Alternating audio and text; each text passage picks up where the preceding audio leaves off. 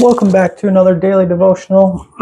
We are on day 3 of the Overcoming Bible Plan on YouVersion Bible app. So today's verses are Isaiah 26 verse 3 and Ephesians 6 verse 15. Again, we have read all of Ephesians 6 the other day. So Isaiah 26:3, you will keep in perfect peace for those whose minds are steadfast because they trust in you.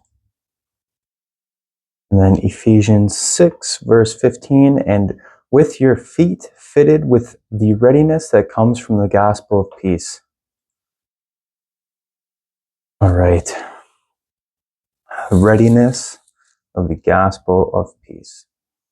The title from the author today is Overcoming Anxiety with Peace. Just reading through the title, what kind of anxieties do you have in your life right now? Hopefully none, right? Hopefully you've captured them all and given them to the Lord, but it can be a tough thing to do. So let's see what the author has to say. So it says, practice high thinking. You will keep in perfect peace all who trust in you, all whose thoughts are fixed on you. That's Isaiah 26:3. For shoes, put on the peace that comes from the gospel of news, so you will be fully prepared. Ephesians 6 verse 15. Those are just a different translation. So Roman soldiers' shoes were not like average athletic cleats. Their shoes were made of heavy pieces of leather or metal that were tied together with leather straps, and the bottom side of the shoes had sharp, dangerous, protruding spikes. These shoes were vicious weapons designed not for running, but to give the soldier stability in hand-to-hand combat. They held the soldier in place during battle, making him virtually immovable. I did not know that. Interesting fun fact. Wow, Paul connects peace with this weapon. In Ephesians 6:15, the phrase put on means to bind something very tightly to the bottom of one's feet. The word prepared presents the idea of readiness or preparation. Together, the soldier was ready to face their opponent. Paul uses this analogy to help us understand that battling anxiety in your mind is like fighting the enemy in close combat. If I have doubt, fear, or uncertainty, the enemy will use this to his advantage. I am to have the proper perspective where I am standing in the peace of Christ regardless of my circumstances, that is overcoming anxiety with peace. David Jeremiah gives 5 questions that I have been reflecting on, and they give me the proper perspective. Number 1, how am I praying?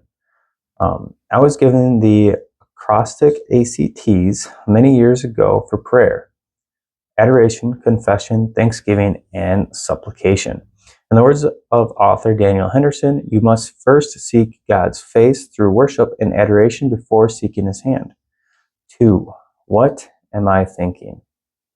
In Isaiah 26:3 and Philippians 4:8 are commands, and I need to be aligning my thoughts through trusting God's promises and seeing life through the lens of his word. Aligning my thoughts and trusting God's promises. On the surface, sounds like such an easy thing to do, but it's tough. But it's something that we get to practice every day. Number 3, who am I following? We are designed for community. I truly value those I can process with and gain perspective from. I find that we are all experiencing degrees of anxiety, and it really helps to know that I am not alone. We encourage each other. I just had worship night at church last night, and we had brought up at our discussion table of just we're meant to worship in a community, and be together. We're not supposed to, we're not always supposed to be alone when we worship. So encouraging each other, that's what we're there for. Number 4, where am I living? I can only live in 3 places: past, present, the future. I have peace through trusting God and receiving his peace one day at a time. God has placed in us the moment, bracketed away from the past and the future. Jesus tells us not to dwell on tomorrow. Wanting to live in the future is about me wanting to be in control. And we know that we need to let God be in control. Just live in today. Tomorrow or yesterday happened for a reason. Past happened for a reason. It's all part of the plan. Number 5, when will I find peace? It will be when I practice the how, what, who, and where. So our defeat or victory begins with what we think. And if we guard our thoughts, we shall not have much trouble anywhere else along the line.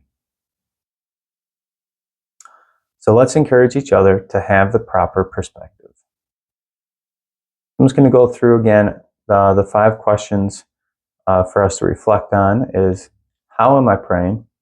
What am I thinking? Who am I following? Where am I living? And when will I find peace? Hopefully you find peace right now. Hopefully you're living in God's word. Hopefully you remember who you're following. But that is all for today, and I look forward to seeing you tomorrow at the next Daily Devotional.